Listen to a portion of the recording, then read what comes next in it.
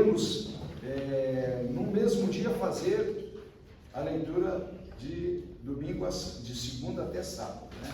E às vezes nós queremos fazer ela diária para poder falar alguma coisa, ou pensar, ou meditar naquilo que quer dizer a palavra.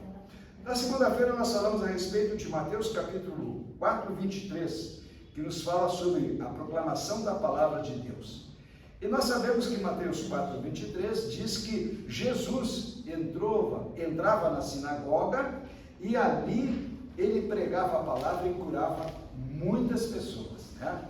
Mateus 4, 23. Na terça-feira é Mateus 5, capítulo 1 e 2. Fala assim: a disposição em ensinar a palavra de Deus. Por que disposição em ensinar a palavra de Deus? Por causa da necessidade do povo. O povo precisava, o povo queria e o povo devia ouvir então a palavra. Então é a disposição em ensinar a palavra de Deus. Na quarta-feira, que é 1 Timóteo capítulo 4, 13, fala assim: perseverando em exortar com a palavra de Deus. Perseverando em exortar não somente os adultos, mas também ensinando os jovens que estão adentrando a casa do Senhor. Quinta-feira, Atos 18, 5, fala assim: pregando a Cristo em todo o tempo e em todo lugar. Então nós vemos que pregando a homens enviados para agregar almas à casa do Senhor. Na sexta-feira é Atos capítulo 2, 40, a pregação como resposta a uma geração sem Deus, né? Então, a pregação como resposta a uma geração sem Deus quer dizer que para sermos salvos desta geração perversa e má que está existindo atualmente no mundo. No sábado, Atos 8, 35, as Escrituras como a base da pregação. Como é que nós vamos ter esta Escritura como base da pregação? Aí nós vemos lá que Jeremias falou assim: abra a tua boca que eu falarei através dela. Certo? Nós estamos aqui nesta noite, irmãos, para aprender um pouquinho. Não sou um grande professor, mas dentro daquilo que Deus me deu condições, eu pretendo transmitir também aos irmãos. A nossa leitura em classe, ela se encontra em 2 Timóteo, capítulo 4, versículo 1 até o versículo 5. Eu gostaria de ler esses versículos e os irmãos podem acompanhar aí na Bíblia, 2 Timóteo, capítulo 4, de 1 a 5, ou dentro da lição que foi enviada pelo diácono Marcelo até os vossos celulares. Diz assim: conjuro-te, pois, diante de Deus e do Senhor Jesus Cristo, que há de julgar os vivos e os mortos, na sua vinda e no seu reino, que pregues a palavra, instes. Aí nós olhamos assim: o que é instes? O irmão sabe o que é instes? Você sabe o que é instes? Insista? Hã? Insistir?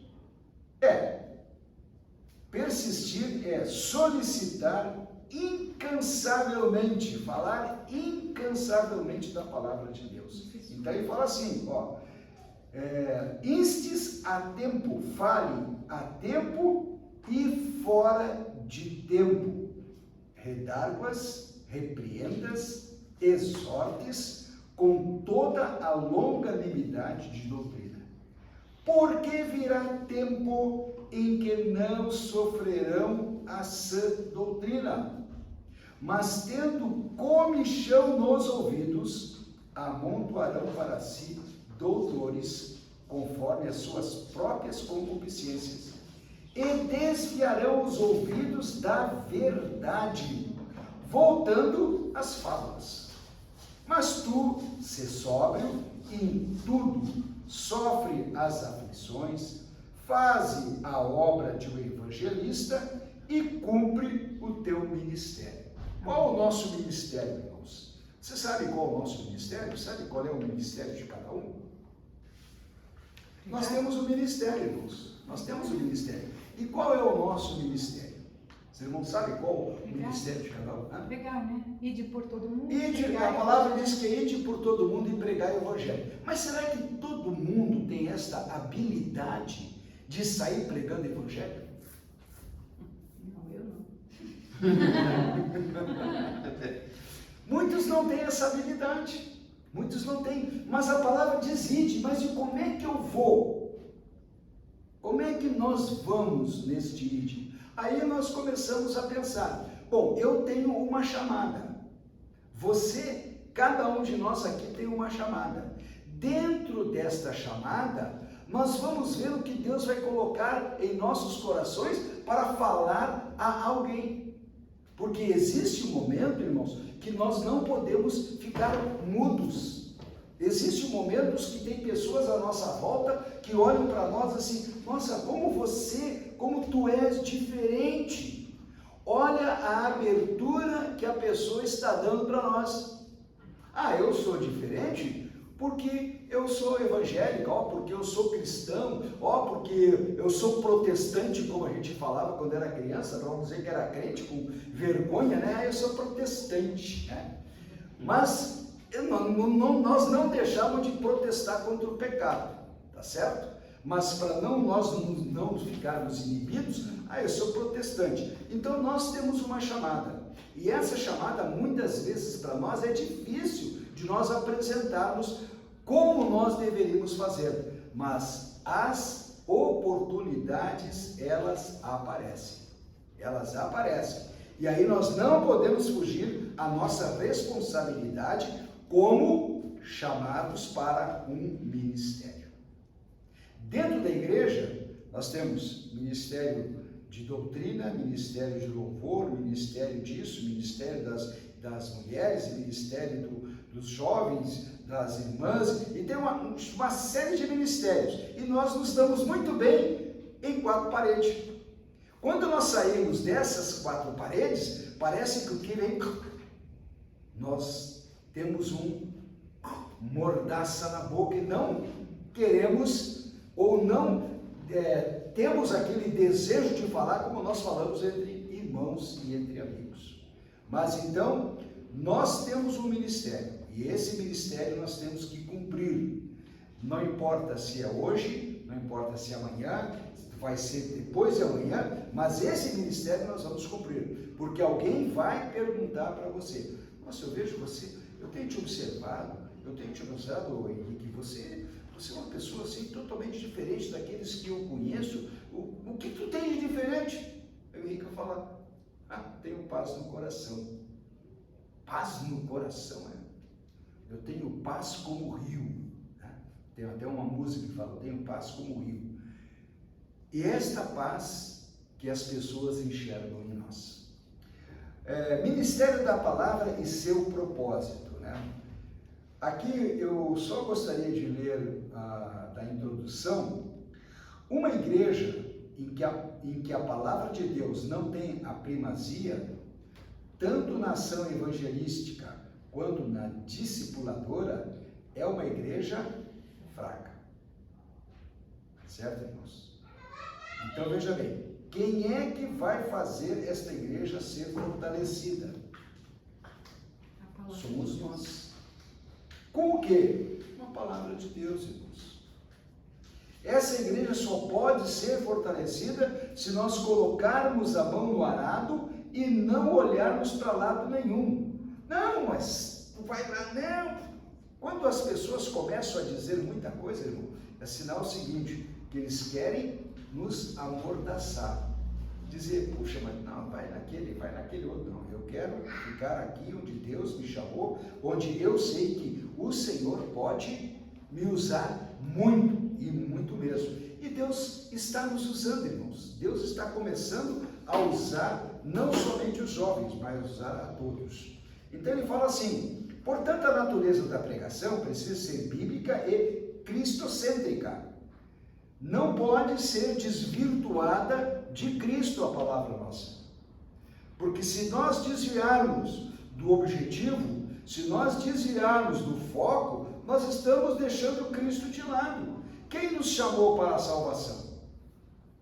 Cristo nos chamou para uma salvação, que foi através dele que nós fomos achados, que nós o encontramos. Porque se ele não tivesse morrido na cruz, se ele não tivesse ressuscitado, se ele não tivesse nos dado uma esperança, por que nós íamos falar dele? Não é isso? Por que falar de Cristo? Não tem esperança nenhuma. Mas ele se colocou diante de nós e disse: ide agora, você já me conhece, conhece a minha história, então agora vocês vão e preguem aquilo que vocês observaram, aquilo que vocês aprenderam. E quando nós pregamos esta palavra, irmãos, não tem inferno que suporte. Não tem inferno que suporte. Então Jesus Cristo é o centro da história do universo, certo? Jesus Cristo é o centro da história do universo. A pregação como proclamação, né, nós vemos que o propósito mais sublime do ministério da palavra está no fato de ele revelar Deus às pessoas. Ah, eu conheço Deus. Eu sei que tu conheces Deus, mas tu conheces Jesus? É uma pergunta. Não, eu conheço Deus. Eu sei que tu conheces Deus. E tu conheces Jesus, o Filho dele? Aí a pessoa fica assim, mas eu conheço Deus, tá? Eu sei que tu conheces Deus. E Jesus, tu conhece? Então eu vou te explicar. E aí nós começamos a falar do que Jesus fez, irmãos. Certa oportunidade, nós estávamos num asilo e tinha uma pessoa falando de Maria, isso e aquilo, e disse, aí teve uma pessoa que discordou desta pessoa, e essa pessoa ficou irada e bravo, e quis expulsar essa pessoa daquele asilo. Aí eu cheguei e falei: não, moço, espera um pouquinho, a coisa não é bem por aí. Maria é importantíssima. Aí a pessoa disse: opa, já começou a dar atenção à palavra. E nós não podemos desprezar Maria. Verdade. Nós não podemos, porque se nós estamos desprezando Maria, nós não estamos crendo que Jesus nasceu através do Espírito Santo, através daquela mulher. Então, não tem validade para nós. Tem validade sim. Só que eu disse para ele: Maria é importantíssima. Ela é mãe de Jesus. Aí ele já ficou todo feliz da vida, porque eu estava dando a honra a Maria. Só que no desenrolar eu falei para ele: só que tem uma coisa. Quem é que fez o sacrifício na cruz do Calvário? Quem é que foi para a cruz para morrer por nós, pela humanidade? Ele disse: Jesus. Eu falei: está vendo? Jesus que morreu por nós. Foi a Maria que morreu? Não, não foi a Maria. Então, Jesus que fez o sacrifício por nós. E ali mudou tudo, irmãos. A partir daquele momento, as pessoas começaram a ver Jesus diferente da maneira como nós falamos. Nós nunca podemos dizer para uma pessoa que não conhece a Jesus que Maria não tem sentido nenhum. Tem muito sentido sim, irmãos. Tem muito sentido. Mas o principal se chama Jesus Cristo. Certo, irmãos? Então as Escrituras se referem a esse aspecto da pregação como sendo uma proclamação. O verbo grego kerisou, traduzido como proclamar, é usado nesse sentido em vários textos do Novo Testamento. Eu gostaria de ler Lucas 4:18, o outro irmão, Romanos 10:8, e o outro irmão, 1 Colossenses. Faz assim, Raquel, Lucas 4:18. O irmão Henrique, Romanos 10:8, o irmão Patrick, 1 Colossenses 1:21, certo?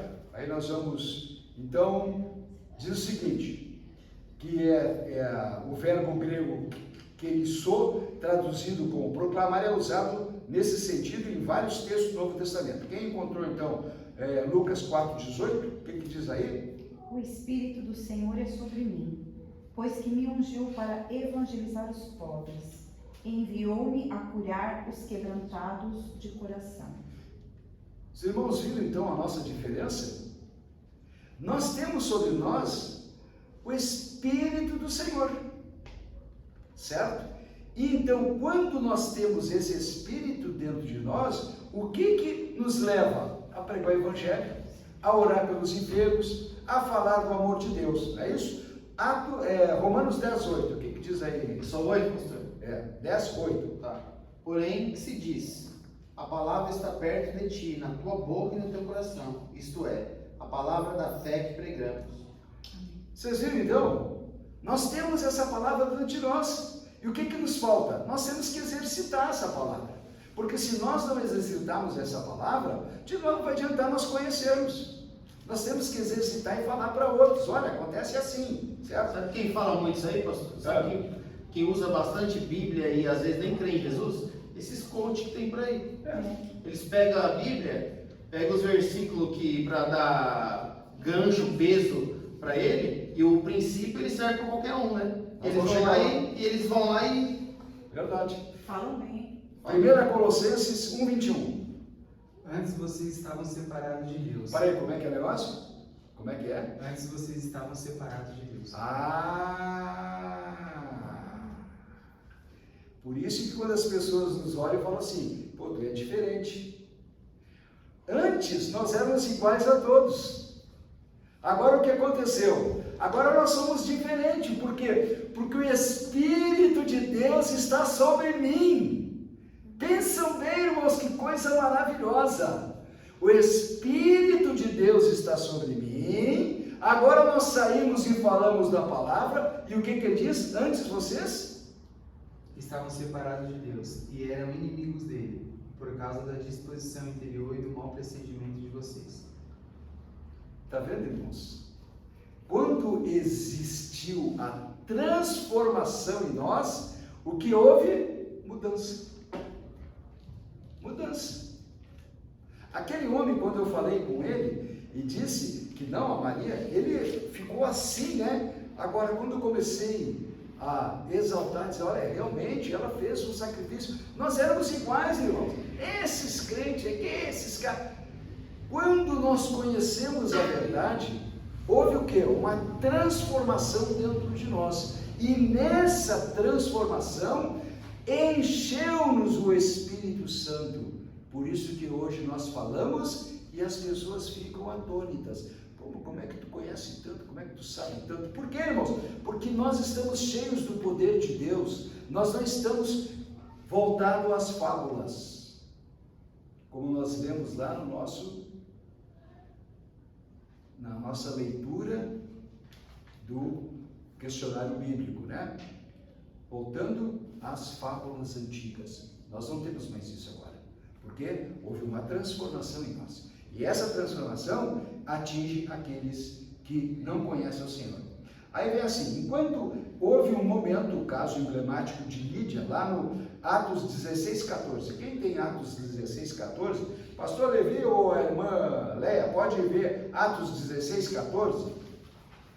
Atos 16:14. Certa mulher chamada Lídia, na cidade de Tiatira, vendedora de púrpura, temente a Deus, nos escutava. O Senhor lhes abriu o coração para entender as coisas que Paulo dizia. Tá, leu o 15 também. Depois de ser batizada, ela e toda a sua casa nos rogou, dizendo: se julgais que eu sou fiel ao Senhor, entrarei em minha casa e aí ficai. E o 16? E os 16. E aconteceu que...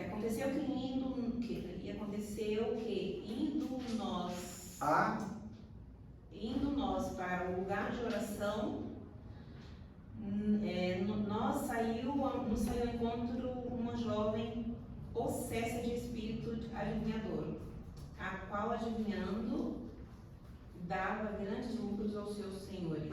Ok. Então nós vemos aqui que existia um lugar aonde Paulo saiu para procurar, para orar. E foi até esse lugar onde as mulheres estavam reunidas à beira do rio, e ali ele começou a falar da palavra de Deus. E esta mulher de Tiatira, que se chamava Lídia, ela se interessou pela palavra. Ela começou a ouvir a palavra. E ela disse, puxa, aí eu pergunto se rico também não aceita? Rico aceita sim. Rico aceita. Quando se fala uma palavra que tu não venha ofender. Tu tem que saber falar para ganhar. E Paulo falava e essa mulher se interessou. E quando esta mulher se interessou, tá certo? Ela disse, olha, eu também quero conhecer esse Jesus aí, eu quero ser batizada. Ela foi batizada, certo? Quando ela foi batizada, o que aconteceu? Uma mudança completa nela. Ela ouviu a palavra, foi batizada, e aí houve uma mudança. E ela disse, não, parei, eu quero que vocês vão lá na minha casa para me falar mais disso aí. Se realmente esse Deus que me transformou, eu quero que vocês vão lá comigo e venham a falar comigo a respeito desse assunto. E foi o que aconteceu. Logo depois aconteceu um outro episódio, certo? E Paulo, na autoridade do poder, certo? Cessou aquela mulher que estava dando grande lucro para aquele senhor. E aí, este homem foi reclamar para os outros. O crente sofre também. Depois nós vamos entrar nesse detalhe. Aí o que acontece, irmãos? O Senhor abriu o coração desta mulher. A pregação foi o instrumento que Deus usou para revelar àquela mulher. O resultado disso foi a sua conversão. Existe conversão nos dias de hoje? Existe conversão no dia de hoje? Sim. Existe. Existe. Com certeza existe. Quando nós fomos fazer evangelismo, certo? Vocês tiveram uma experiência muito grande. Tinha pessoas que recebiam um bom grado. E tinha pessoas que pegavam uma certa resistência, mas guardavam. Por isso que é muito importante, quando nós vamos evangelizar, nós orarmos sobre aquilo que nós vamos entregar. Porque as pessoas, quando pegarem aquilo para ler, aquilo tem que chamar atenção para elas. Certo? Então, o que aconteceu? Somos instrumentos usados por Deus para levar a salvação àquelas pessoas que têm interesse em conhecer a Jesus. Todos têm interesse? Nem todos têm interesse. Nem todos. Mas muitos têm interesse em conhecer. Por quê? Porque alguém um dia falou alguma coisa, mas não conseguiu explicar as demais coisas. Então, nesse momento que quando nos é apresentado, você é diferente, aí nós abrimos a nossa boca e começamos a falar do amor de Deus. Assim devemos nos conduzir de que a pregação da palavra de Deus é mais do que uma simples exposição de ideias. Porque muitos falam, não, a ideia é essa, a ideia é aquilo. Não. A palavra de Deus, irmãos, é uma exposição daquilo que nós tivemos a experiência. Porque nós não ouvimos e já, não. Nós ouvimos, aquilo entrou no nosso ouvido, foi para o nosso coração e subiu à nossa mente. E aí nós começamos a pensar. E ali quem que trabalhou? O Espírito Santo começou a trabalhar. E ali nós começamos a ser moldados. Então não é uma simples exposição de ideias que nós vamos falar. Nós vamos dizer que realmente aquilo não é uma ideia, aquilo aconteceu, acontece e ele pode ser salvo agora. Por isso que tem muitas vezes, vai lá e fala assim, aceita Jesus como Salvador da tua vida? Eu aceito. E o que eu tenho que fazer? Peraí, vamos fazer a profissão de fé. Já faz a profissão de fé ali, a pessoa ora por ela e aquela pessoa começa a se derramar em lágrimas e as coisas acontecem repentinamente e nós nem sabemos o porquê aconteceu. Eu estava domingo lá na Assembleia de Deus em Cubatão, e quando foi feito o apelo, eu vi um menino dos 16, 17 anos. O menino veio com, não sei se era um lenço, mas veio chorando à frente. Por quê? A pregação tocou tão profunda no coração dele, que ele não conseguiu chegar aos pés ali na frente, como podemos dizer, aos pés da cruz, ou se prostrar diante do altar, sem parar de chorar. Por quê? O Espírito Santo, quando ele entra, ele move o nosso coração de uma tal maneira que nós nos derretemos na presença do Senhor. Não é apenas, é uma ideia, não. Salvação é diferente de nós plantarmos uma ideia. Assim devemos nos conscientizar que a pregação da palavra de Deus não é uma simples posição, mas um discurso inflamado. Mas ele é o canal pelo qual Deus se revela ao coração endurecido. Aquele menino foi convidado por alguém e ele foi lá, ouviu a palavra, e quando foi perguntado se alguém gostaria de aceitar Jesus como Salvador, ele se colocou, disse: eu quero, e foi lá na frente. E eu pude ver que realmente é uma conversão diferente. É muito fácil nós chegarmos a olhar, tá bom, pode orar aí. Mas quando o Espírito trabalha, existe uma mudança e nós choramos. Aquela passagem, né, pastor, que separa juntas e medulas, né? Alma de espírito, e se atinge, né? Então, a palavra de Deus, irmãos, é que nós proclamamos porque nós estamos com o quê? O Espírito de Deus veio sobre mim. O Espírito de Deus está sobre nós, certo? Ele entrou em nós, está conosco. Então, quando nós sentimos de falar desse amor, nós temos que abrir a boca e falar. Que as palavras vão chegar sem nós imaginar, certo? Sem nós imaginar. Mas eu vou falar. Fala. Se Deus te tocou para tu olhar e dizer para aquele jovem, para aquela mulher, para o Senhor, que Jesus ama ele, pode falar: Jesus te ama. E Jesus vai dar continuidade naquele trabalho que iniciou pela tua boca. A proclamação da palavra precisa crescer e amadurecer no Evangelho. Quem que precisa? Nós, aqueles que fomos alcançados por esta palavra, certo? E nós precisamos também de disciplina, certo? Ser discipulados, instruídos nesta palavra. Porque muitas vezes, irmãos, nós recebemos este dom, recebemos essa palavra, e sem instrução nenhuma saímos atirando para tudo quanto é lado. E não é assim, irmãos.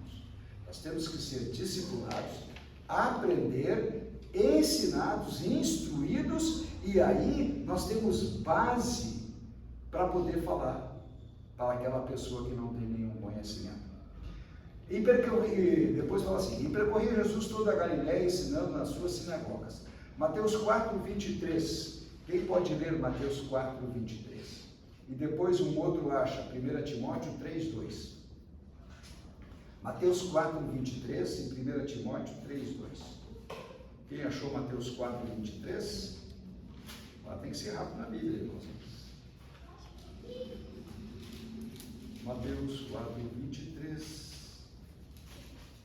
E percorria Jesus toda a Galiléia, ensinando nas suas sinagogas, e pregando o evangelho do reino, e curando todas as enfermidades e moléstias entre o povo. Tá. Então veja bem, e percorria Jesus toda a Galiléia, né? E alguém disse: pô, mas ele está me falando para achar 4:23, está escrito aqui, certo? Está escrito. E nós já falamos a respeito disso, mas isso aqui é o seguinte, irmãos: e percorria Jesus toda a Galiléia. E o que ele fazia? Ele ensinava nas sinagogas. Mas aqueles homens já não eram instruídos? Eram instruídos, mas não tinham o conhecimento da essência. E se nós queremos falar sem ter o conhecimento da essência, nós não vamos falar nada, irmãos. Por isso que nós temos que ser ensinados, discipulados e instruídos. E depois nós vamos sim fazer a obra do Senhor. Assim também o apóstolo Paulo gastou grande parte do seu tempo ensinando os crentes. Atos 18:11. Paulo chegou mesmo a exigir de alguém que tivesse pretensão ministerial que fosse apto para ensinar. Certo? 1 Timóteo 3:2. É necessário, portanto, que o bispo seja irrepreensível, esposo de uma só mulher, temperante, sóbrio, modesto, hospitaleiro, apto para ensinar. Então veja bem, olha o que Paulo aqui já partiu com uma palavra mais dura. Você quer ser o pregador da palavra? Você quer ter o ensinamento? Então a coisa começa assim. E aí ele explicou para eles, tem que ser desta forma. Se for desta forma, você está apto para ensinar. Tudo isso mostra a importância do ministério do ensino e a responsabilidade de quem o exerce. Certo? Ministério da palavra e sua importância. A edificação da igreja. A palavra tem a importante função de edificar a igreja. E essa edificação vem pelo confronto que o Espírito Santo traz pelo ministério da palavra, que exorta e consola. Às vezes isso pode vir em um tom de elogio ou em uma forte repreensão. O termo grego paraklesis, traduzido como exortar e consolar, significa um chamado para ajudar e encorajar. Muitas vezes nós precisamos de alguém para que nos ajude, muitas vezes nós precisamos de alguém que nos encoraja, porque nós, para fazer um evangelismo, é a coisa mais difícil que temos, porque nem todos têm mesmo esse dom, nem todos têm essa aptidão, mas nós que conhecemos a palavra, nós não podemos dar vazão ao medo e deixar de instruir outras pessoas. Nós temos que, sim, falar, mas com conhecimento de causa. Certo, irmãos? Lucas, destacando que a igreja andava na consolação do Espírito Santo, em ambos os textos se propõe ao ministério da palavra como instrumento de exortação e edificação. Lá em Atos 9:31. Atos 9:31, nós vamos ler Atos 9:31, que eu anotei aqui, para a gente ver o que diz Atos 9:31. Atos 9:31. Assim, pois, as igrejas em toda a Judéia e Galiléia e Samaria tinham paz e eram edificadas e se multiplicavam, mandando no temor do Senhor e na consolação do Espírito Santo. Por quê, irmãos? Porque ali a palavra exortar e a palavra ajudar e encorajar era distribuída fartamente para aqueles irmãos que encontravam alguém que pudesse explicar e falar deste amor do Senhor. Quando nós olhamos também, vemos que quando Paulo se dirigia para Damasco, aconteceu uma coisa muito importante na vida dele. E houve uma transformação naquele ser. E essa transformação chegou até nós. Através da palavra, nós podemos dizer que nós um dia éramos inimigos da cruz. Hoje nós somos irmãos em Cristo que morreu naquela cruz para nos salvar e para nos libertar do pecado. Jesus censurou seus discípulos, chamando-os de geração perversa, porque os viu agindo com incredulidade. Jesus chamou os seus discípulos a atenção, olha, vocês são uma geração perversa. Mateus 17, e um pode ler Mateus 17, o outro ler Atos 2:40. Mateus 17:27, o outro Atos 2:40.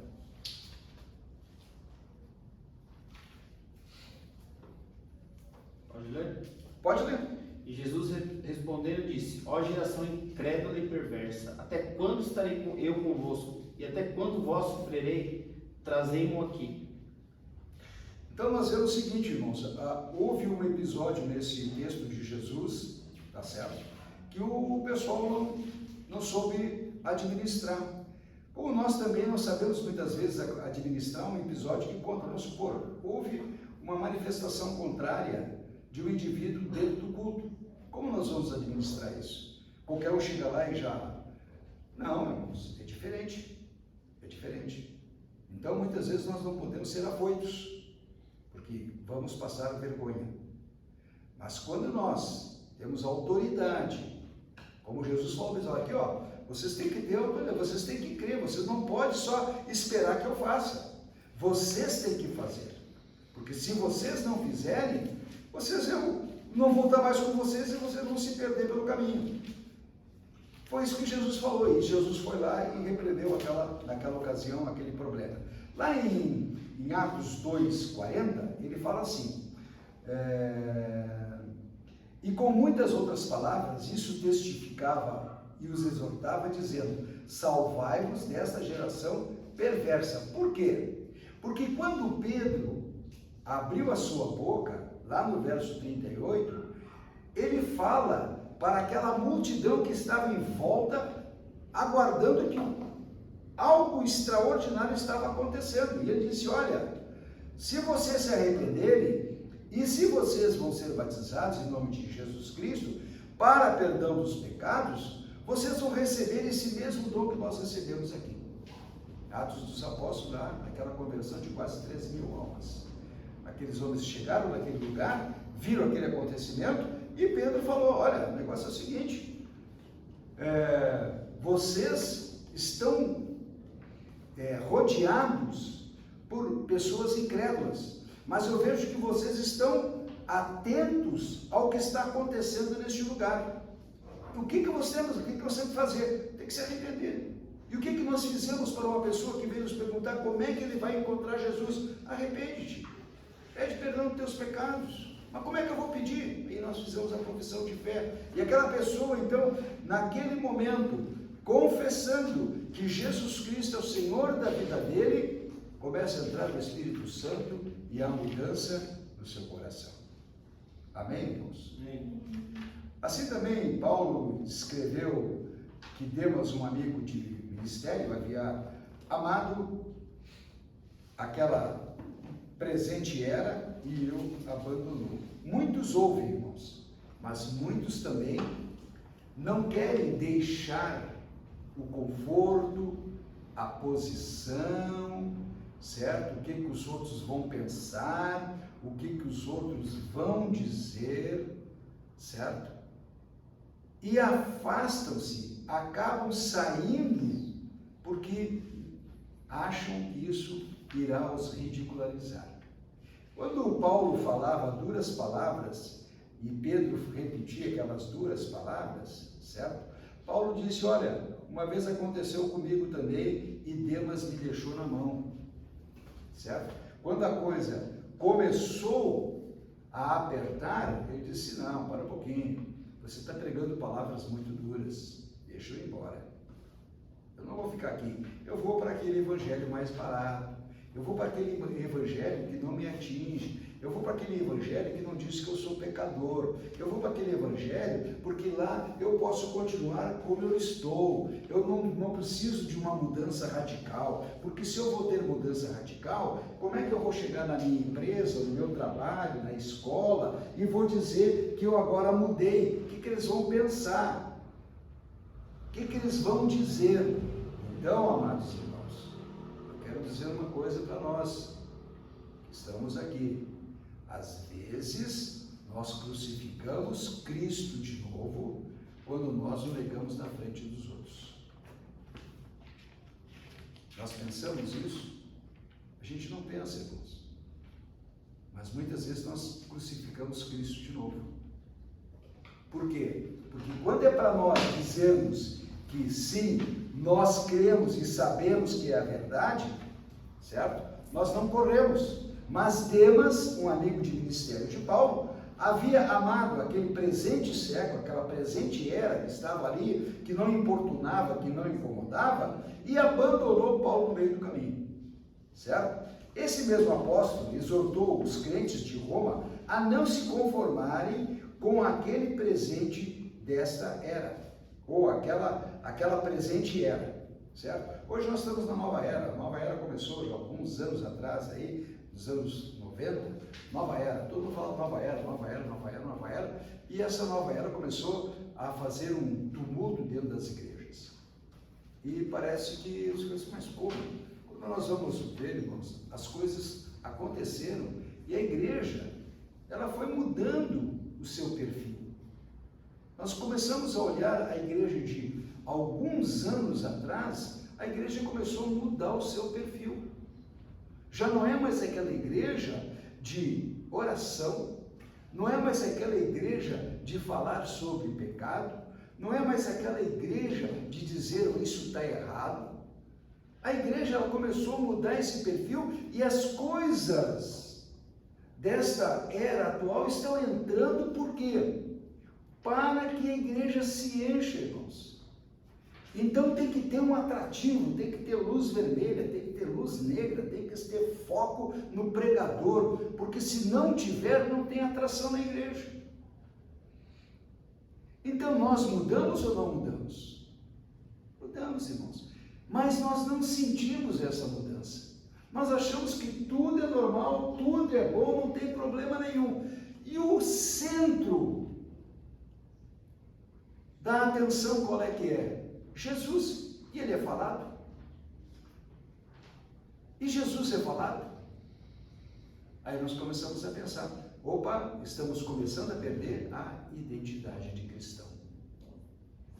O foco não é mais arrependimento. O foco não é mais salvação. O foco não é mais batismo.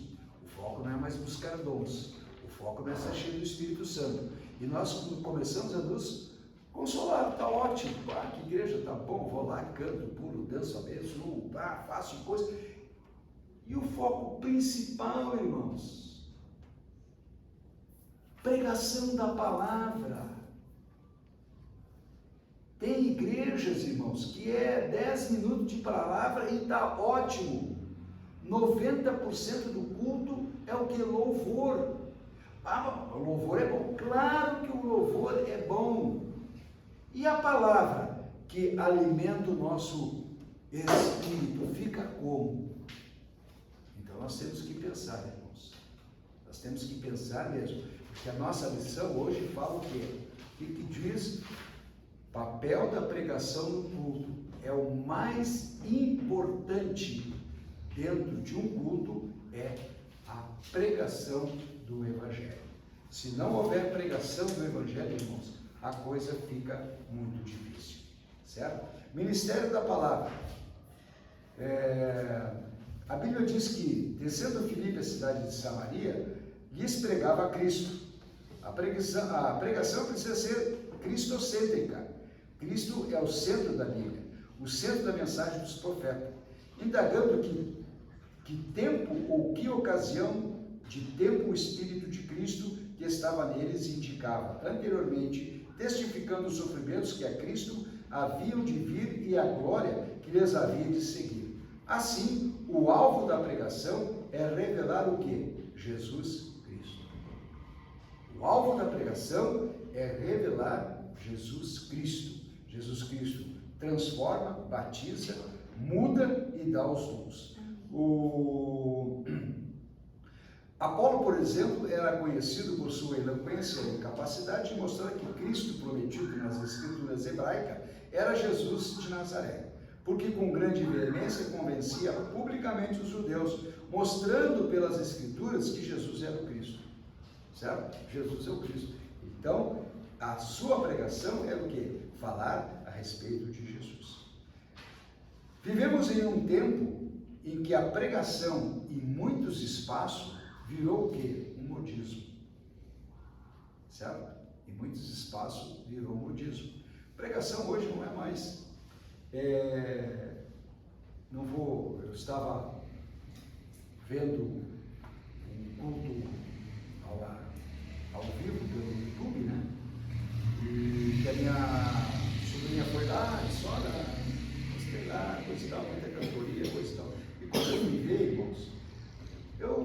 Quem é eu para dizer que aquilo é errado? Eu não acho errado. Só que, para falar de Jesus, de Cristo, eu não ouvi. Certo? Não ouvi. Por quê? Nós queremos hoje, irmãos, nós jovens sabemos, eu já fui jovem, sei como é que é. A gente já passou pelo que vocês estão passando hoje. Mas nós não podemos perder o foco em Cristo Jesus. Se nós perder este foco, certo? Não adianta nós irmos lá. Se nós só tivermos Cristo entre as quatro paredes, e quando nós saímos para o lado de fora, nós não somos mais nada, irmãos. Nós temos que ser aqui e lá fora a mesma coisa.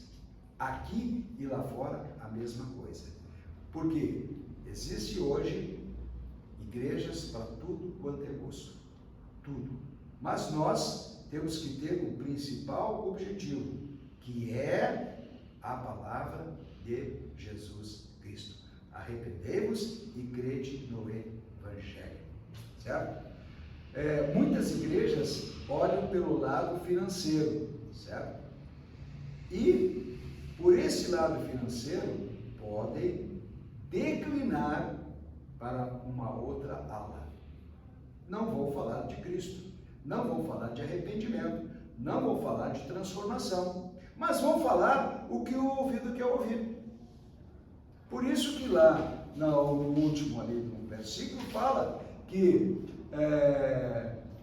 verso 3 do Timóteo 4:3, porque virá tempo em que não sofrerão a sã doutrina, mas tendo comichões nos ouvidos, amontoarão para si doutores, conforme as suas próprias concupiscências. Como é que é o negócio aqui? Não, isso aqui.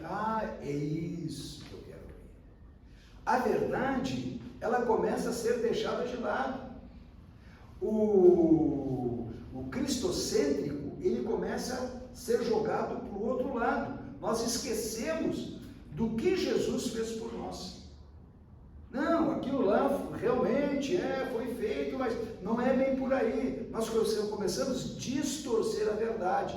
Por quê? Porque nós queremos ter um templo cheio, um templo repleto, muitas pessoas, abastada. Mas e o mais importante? Não, isso eu vou te contar depois no detalhe. Não é assim. É igual o culto de cura, né? É. Às vezes a pessoa vai lá, recebe a cura, não aceitou Jesus, nunca mais vai voltar lá, foi para casa com dor de cabeça, vai para o inferno sem dor de cabeça, né? Sem dor de cabeça. Ia para o inferno com dor de cabeça, agora vai sem dor de cabeça. As pessoas querem ouvir o que faz bem para o coração delas. Isso aqui é bom, vou ser curado. Vou ganhar um carro novo. Vou ganhar um apartamento novo. Troquei de carro. Irmãos, se nós pensarmos que Cristo vai dar isso para nós, Ele pode dar. Pode. Cada um de nós pode receber, irmãos. Mas desde que nós não perdemos o foco. Buscai primeiro o reino de Deus e a sua justiça, Tudo mais será e todas as outras coisas vos serão acrescentadas. Eu quero ser o primeiro da classe. Muito bem. Vai te esforçar? Vai. Pede para Deus, Deus vai te colocar lá. Eu quero trocar de carro. Mas não tenho dinheiro. Pede para Deus. Coloca aos pés do Senhor. Faz a tua parte. Deus vai fazer a parte dele. Se for para te abençoar, Ele vai te abençoar ricamente. Agora, se aquilo for para ser uma desgraça para a tua vida, Ele não vai te dar nunca. Tu vai pedir, Ele não vai te dar. Mas quando Ele vê a intenção do coração, aquilo que você pede, Deus vai abrir as portas. Certo? Se nós começarmos a pensar só em cura, multiplicação e essas coisas, estamos negando o verdadeiro Evangelho de Cristo, irmãos. Cristo não disse que a nossa vida seria um mar de rosa. Cristo não falou que nós teríamos tudo. Nós vamos ter, mas não é bem como nós achamos. Então nós vemos o seguinte, irmãos, lá em Gálatas 6, 14 e 16, Gálatas 6, do 14 ao 16. Gálatas, Efésios, Gálatas. O que diz aqui? Gálatas 6, 14 e 16. Olha aqui, irmãos. Mas longe esteja de mim gloriar-me, a não ser na cruz do nosso Senhor Jesus Cristo, pelo qual o mundo está crucificado para mim, e eu, Paulo falando aos Gálatas, dizendo, e eu para o mundo, porque em Cristo Jesus, nem a circuncisão, nem a incircuncisão tem virtude alguma, mas sim o ser uma nova criatura. Certo? Então, se nós queremos prosperar, progredir, é nós termos este Cristo que fez em nós uma nova criatura. Se nós pensarmos dessa forma, nós vamos continuar focados na pregação gloriosa de Jesus Cristo. Ide e anunciai o Evangelho a toda criatura. Aquele que crer e for batizado será salvo. Mas veja bem, será, ele não disse que vai. Será salvo, se permanecer até o final.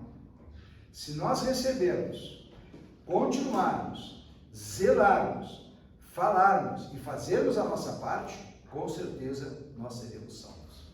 Amém, irmãos? Amém. Eu entrego essas palavras em nome de Jesus. Na próxima aula, vamos ficar de pé? Fala, irmã.